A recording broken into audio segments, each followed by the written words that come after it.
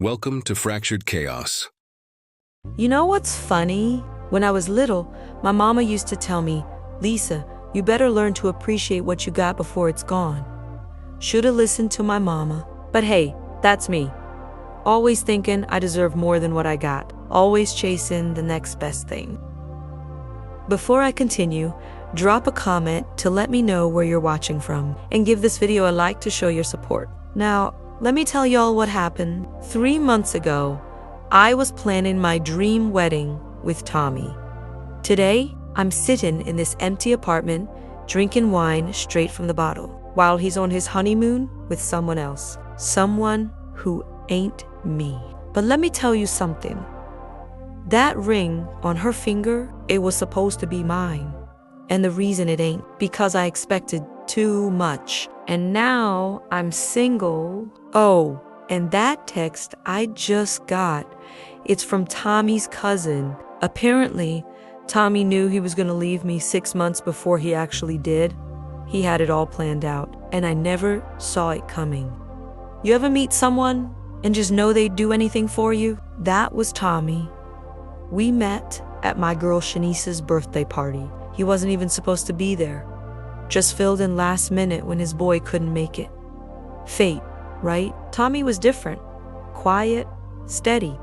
Had his own construction business that was blowing up. First date, he took me to this hole-in-the-wall Italian spot. Not fancy, but the food, divine. I remember thinking, this man got potential. 3 months in, I moved into his place in Queens. It was nice. Not the Manhattan high-rise I always dreamed of, but nice. Tommy cooked dinner every night, did the laundry, paid all the bills, never complained. But here's the thing about a good man. When you got one, you start thinking maybe there's a better one out there. One with more money, more ambition, more everything. I started pushing. Tommy, when you gonna expand your business? Tommy, why don't we move to a better neighborhood? Tommy, look at Shanice's husband buying her that Mercedes-Benz. The night of our 1-year anniversary, I found a jewelry box while cleaning. Thought it was a ring. Got all excited, started planning the wedding in my head. Know what it was? Earrings, beautiful diamond earrings that probably cost a month's salary. And you know what I said when he gave them to me? Earrings. That's it. The look on his face.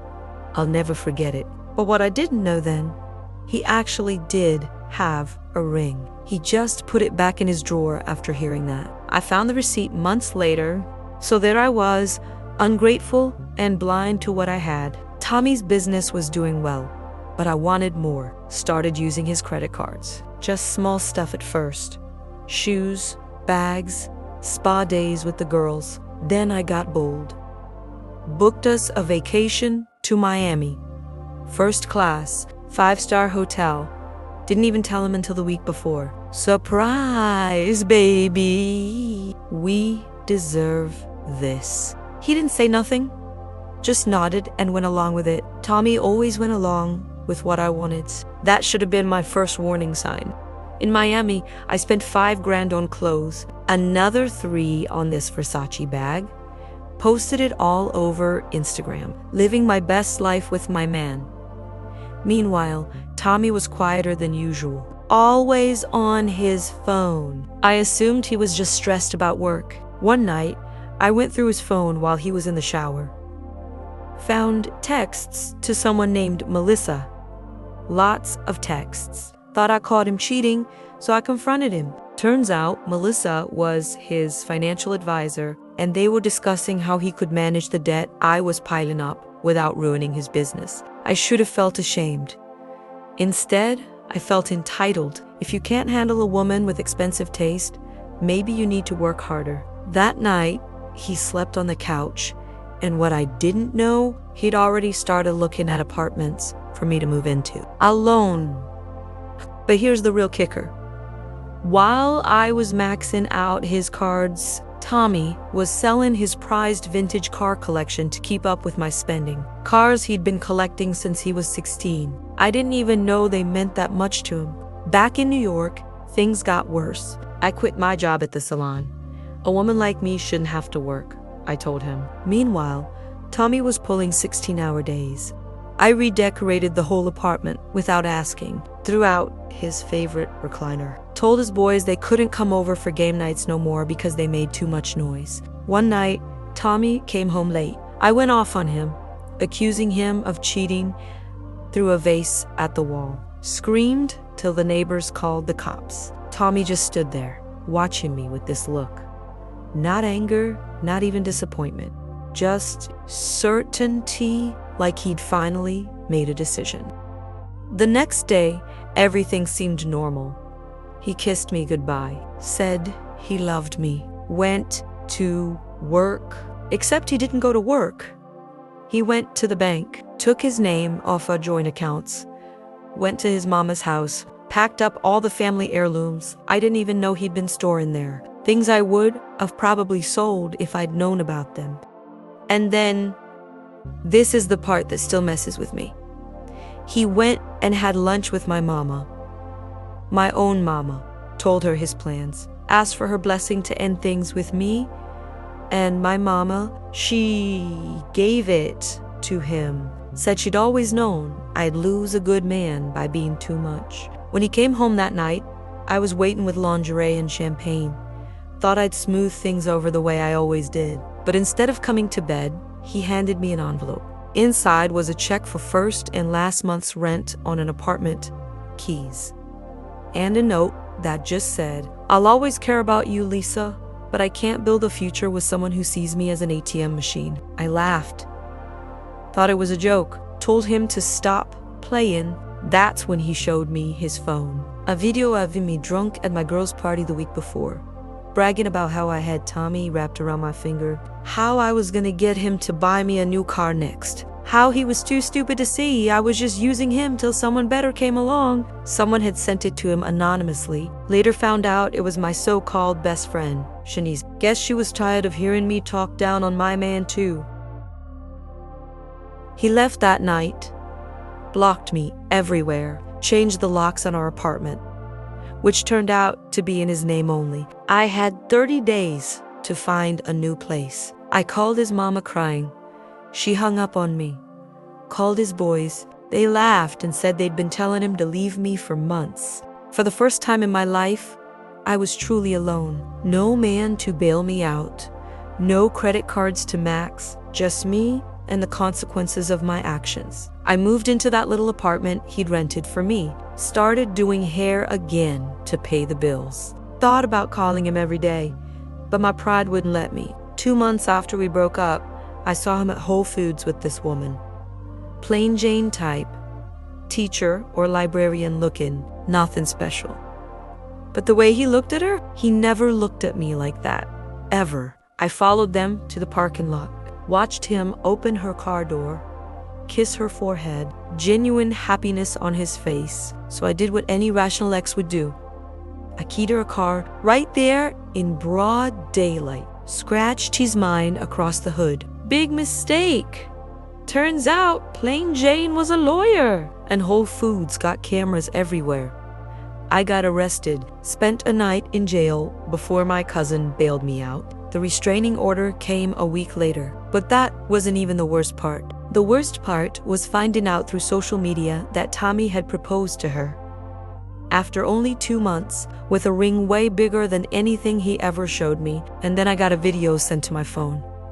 A full confession from Tommy, recorded the day after he left me, telling me exactly how he'd planned his exit for months, how he'd been seeing Jane 4 weeks before we broke up, how she'd shown him what real appreciation looked like. That video broke something in me.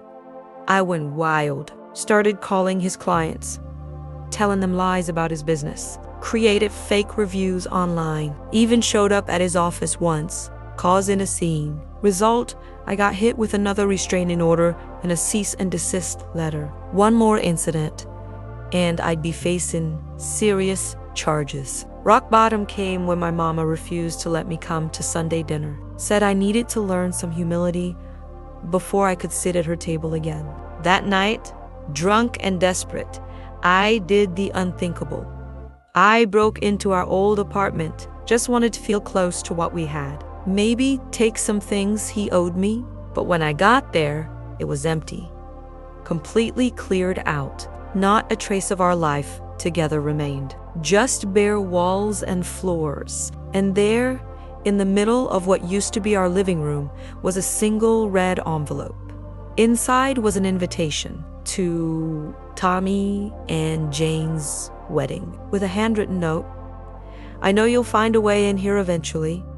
Just wanted you to see this in person. The life I'm building now is because you showed me exactly what I don't want. For that, I thank you. The wedding date, the exact same day he'd originally planned to propose to me a year earlier. That night, I did something I never thought I'd do. I called a therapist. Therapy ain't pretty, especially when you realize you're the villain in your own story. For weeks, I fought it. Blamed Tommy, blamed Jane, blamed my upbringing, blamed social media for making me want the lifestyle I couldn't afford. But eventually, truth hits different when you got nowhere left to hide from it. I was toxic, entitled, materialistic.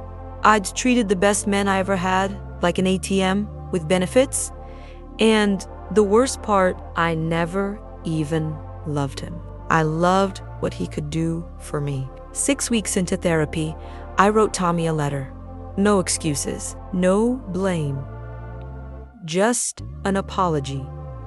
Told him not to respond, that I was working on myself and wished him happiness. 2 days before the wedding, I got a text from a number I didn't recognize. It was Jane asking to meet for coffee. Against my better judgment and my therapist's advice, I went. She wasn't there to gloat, wasn't there to threaten me about staying away from the wedding. She was there because Tommy had shown her my letter and she wanted to tell me something face to face. He cried when he read it. She said, "That's the first time he's cried about you since we've been together. He needed that closure. So, thank you." Then she slid an envelope across the table. Inside was a check. For every dollar I'd ever spent on Tommy, every dinner, every gift, every penny of rent for the months I lived with him. Tommy doesn't want to owe you anything, she explained, and he doesn't want you to feel like you owe him. Clean slate. Clean slate. I asked her why she'd agree to meet me. Wasn't she afraid I'd cause a scene? Try to ruin things? She smiled, said something I'll never forget. Tommy loved you for 3 years. Despite everything, he saw something in you worth loving. I trust his judgment, even if you proved him wrong in the end. That hit me harder than any insult could have. And then she dropped the real bomb. They were moving to California after the wedding. Tommy sold his business. They were starting fresh where nobody knew their story, where I couldn't reach them. Day of the wedding, I woke up with this knot in my stomach, kept picturing Tommy at the altar with her, kept hearing my mama's voice. You better learn to appreciate what you got before it's gone. I got dressed and did my makeup, ordered an Uber.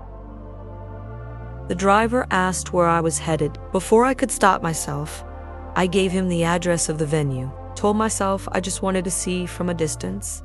I got there just as guests were arriving, hid behind a tree like some creepy stalker, watched Tommy greet people, looking happier than I'd ever seen him. That's when I spotted my mama, arm in arm with Tommy's mama. Both of them dressed to the nines, laughing together like old friends. My own mama was at my ex's wedding, and I wasn't even invited. Something in me snapped. I stormed toward the entrance. Security tried to stop me. Apparently they had my photo, just in case. I made a scene, screamed for Tommy, told everyone he was a cheater and a liar. They called the cops. I spent the night in jail. Again. But this time was different. This time, as I sat in that cell, I finally saw myself clearly. The person I'd become, the person I'd always been. Tommy and Jane left for California the next day. My mama refused to bail me out. Said a night in jail might teach me something about consequences. Here's the twisted part. She was right. Something broke in me that night, but something else started healing too. That was 3 months ago. Since then, I've been doing the work, real work, on myself. Still in therapy. Got a steady job. Cut off toxic friends. Reconnected with people who actually care about my character, not my Instagram posts. Last week, I finally got invited back to my mama's Sunday dinner. Small victory, but it felt huge. I haven't contacted Tommy or Jane. Not once. That chapter's closed now. Yesterday, I ran into Tommy's cousin at the grocery store. Awkward, right? But instead of ignoring me, he actually stopped to talk. Told me Tommy and Jane bought a house in San Diego. Said they're expecting a baby in the spring. I congratulated him. Asked him to pass along my good wishes, and I meant it. Then he told me something I wasn't expecting. Said Tommy asks about me sometimes.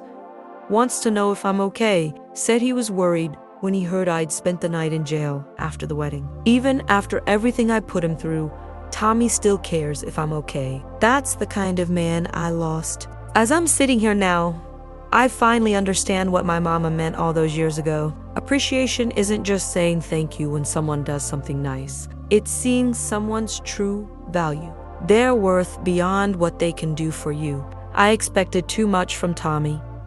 But really, I expected the wrong things. Wanted him to be my provider, my status symbol, my security blanket. Never once did I just want him for him. So yeah, now I'm single.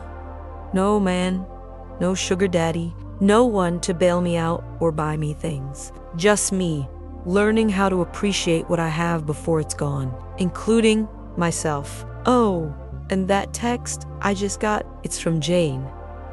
She sent me a picture of their sonogram. They are having twins, and the crazy thing, for the first time in my life, I'm genuinely happy for someone else's blessing, even if it could have been mine. Turns out, expecting less might actually give me more in the end. Ain't that a bitch?